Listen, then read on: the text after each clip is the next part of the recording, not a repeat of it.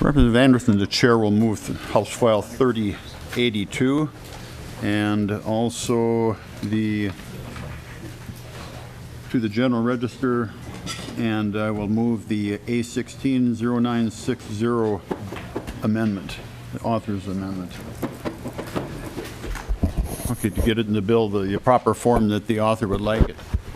Okay, as to the amendment motion, all in favor say aye. Aye. Aye. Opposed? Okay, the bill is before us. Representative Anderson, go ahead. Thank you, Mr. Chair, and good morning, members, again today.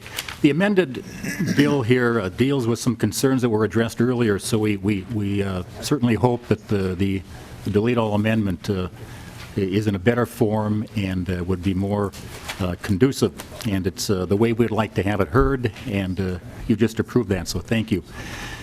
As key energy providers within the state, Minnesota's utilities are under increasing pressure to protect and monitor our interconnected infrastructure that serves all of our homes, businesses, and industrial facilities here in Minnesota. The issue of security is becoming more important every day in this world of ours, and certainly the electric grid system is one that is critically important to monitor and to maintain security in our state and also in our country. The bill before you, House File 3082, expands what is already included in current law, current statute, Section 609, that deals with damaging or stealing transmission or telecommunication equipment. In this amended bill would expand that crime to include any energized equipment within an enclosure, any grounding equipment, and any security component. And mainly we're looking at substations as they are scattered around the state, a lot of those in pretty remote areas. And over the last 5 years, by far the most common occurrence of these breaches in facilities on the system was by individuals or groups cutting the fences and then getting inside the substations to steal visible copper from inside these substations, and that results in a great deal of physical damage along with the obvious loss of copper and possible reliability to the system. Mr. Chair, I have a couple of testifiers who are far greater experts in the field than I, and I'd like to have them come up and visit with the committee. If Okay, the chair go ahead, would bring them up. move. And in the meantime, no, this doesn't increase any penalties or change anything. It just expands the area where you can be Correct. prosecuted. Okay. The statute is there. It just expands the area that would be included in the penalty. All right, thank you. Sir, if you give your name and title and begin. Sure. Thank you, Chairman Cornish and committee members. My name is Andy Snope. I'm here on behalf of the IBEW, the International Brotherhood of Electrical Workers. We're the folks that work on these electrical systems, and we're very supportive of this bill. It's our members who have their lives on the line when they show up for work on any given day after a gate has been cut and a facility has been entered and material has been removed. Unaware of the hazards they might face after this damage has occurred, they're really apprehensive to go to work and do their jobs for fear of severe injury or death. So we're hoping that this bill can create even more of a deterrence to those who intend to dismantle an electric facility and put our members at risk. So I would ask you to support this bill. If you have any questions, I'm happy to answer. Okay, seeing none, your next testifier. Thank you, sir. Your name and, okay, wait till a little bit. Give your name and title and begin. Mr. Chair, members of the committee, my name is Jim Horan, representing Minnesota Rural Electric Association, the state's 45 electric distribution and 6th generation and transmission cooperatives. Damaged electric transmission and distribution equipment continues to be an issue for electric utilities in greater Minnesota. The damage risks lives, as Mr. Snope highlighted, decreases reliability and costs the utilities and their members in repair expense and loss of service. The current statute seeks to protect against damage to electric, pipeline, and telecommunications equipment essential to the safe transmission and distribution of these services. While the sections on pipelines and telecommunications are quite lengthy and cover all equipment necessary to provide these essential services, the electric service section currently only covers power lines or wires. As you know, there's much more to the electric grid than wires. The current statute simply doesn't cover the electric equipment necessary to safely transmit and distribute electricity. All Minnesota electric utilities, including co-ops, municipals, Minnesota Power, XL, Otter Tail, are working closely with the IBW and the Minnesota County Attorneys Association to clarify the statute. The amended language removes the reference to grounded fences and includes only components used in the transmission and distribution of electricity, including equipment used for grounding, system protection, or personal protection. The equipment included in this clarification is well within the substation fence or located atop a utility pole.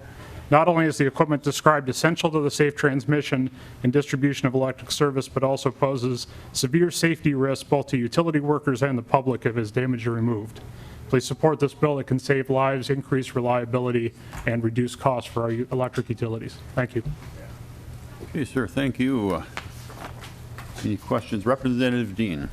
Thank you, Mr. Chair, and this is probably to the bill author or maybe to legal counsel. So if I'm a 15 or 16-year-old kid and we're out in an area where there happens to be some solar panels and we throw rocks and it breaks a solar panel, would I likely be charged with a felony? What was the question? If you were what, a 15-year-old? Yeah, I'm talking about youthful mischief, not what is really clearly something that's set out to do damage. Oh, anybody who would like to take a shot at that, go ahead. Mr. Chair, Representative, I can take a shot at that. The language in this section refers to the equipment used for the transmission and distribution of electric service, so energized equipment, including things with inside of a substation fence. Representative Dean. Mr. Chair, wouldn't a solar panel be generating electricity?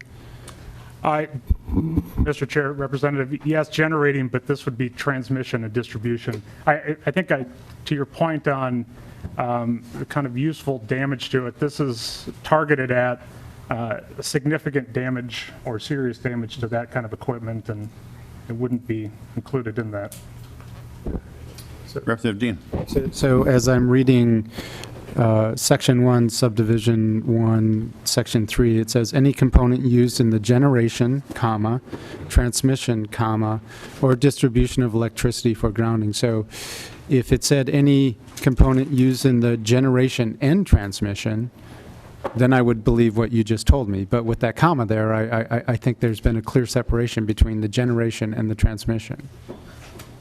Mr. Chair, Representative, you're correct. My mistake. I would say you're right that would be included within it if somebody was going to damage it.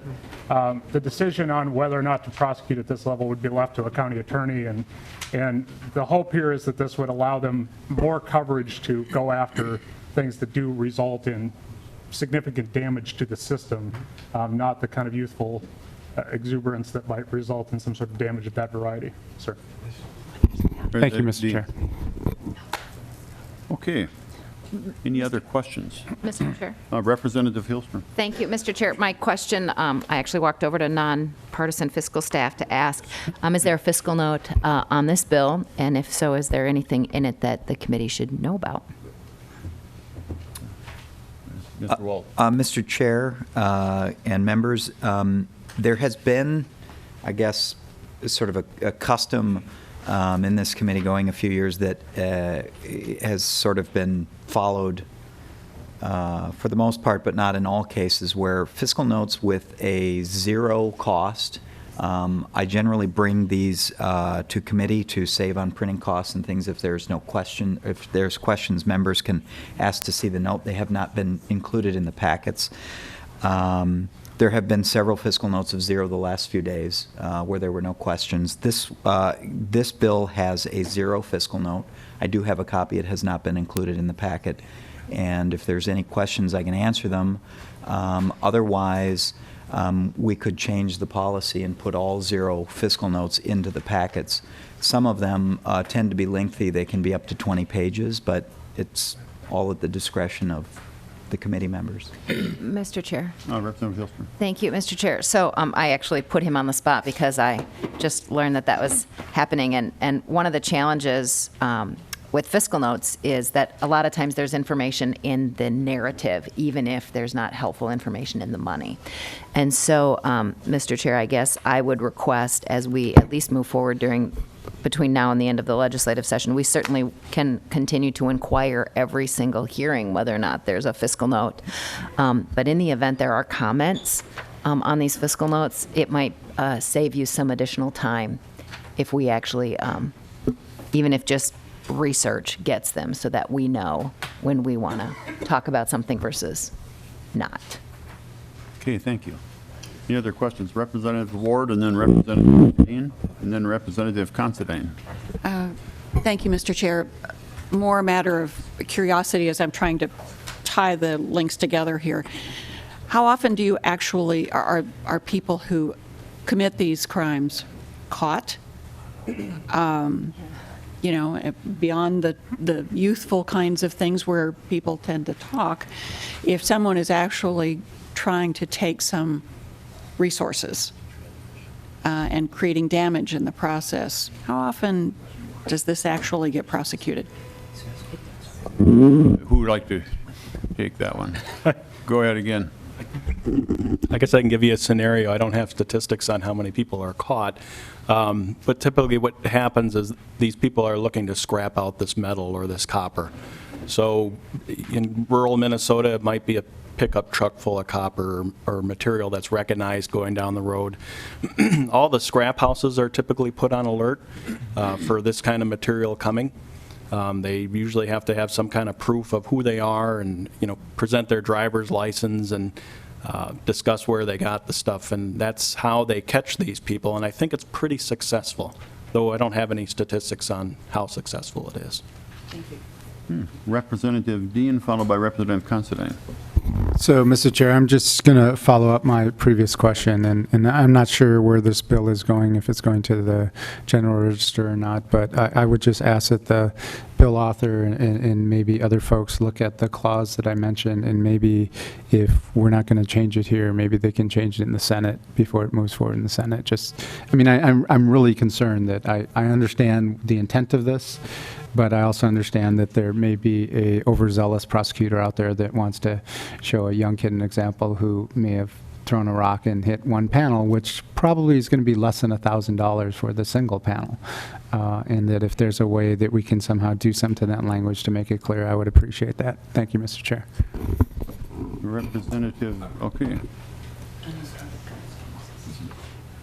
No, he passed. Representative Hilstrom, did you have anything? I just was going to make a comment to Representative Dean. It actually, I think, covers it already under current law with any machinery or equipment or fixture used to receive, initiate, amplify, or process the transmitting. So I think you'd actually have to change current law to get at what you're talking about. I think this expansion doesn't really change what is there. And they do get prosecuted, and many times they get prosecuted because someone actually nearly kills themselves by trying to cut the copper off live wire or trying to cut the copper out of the transmission lines.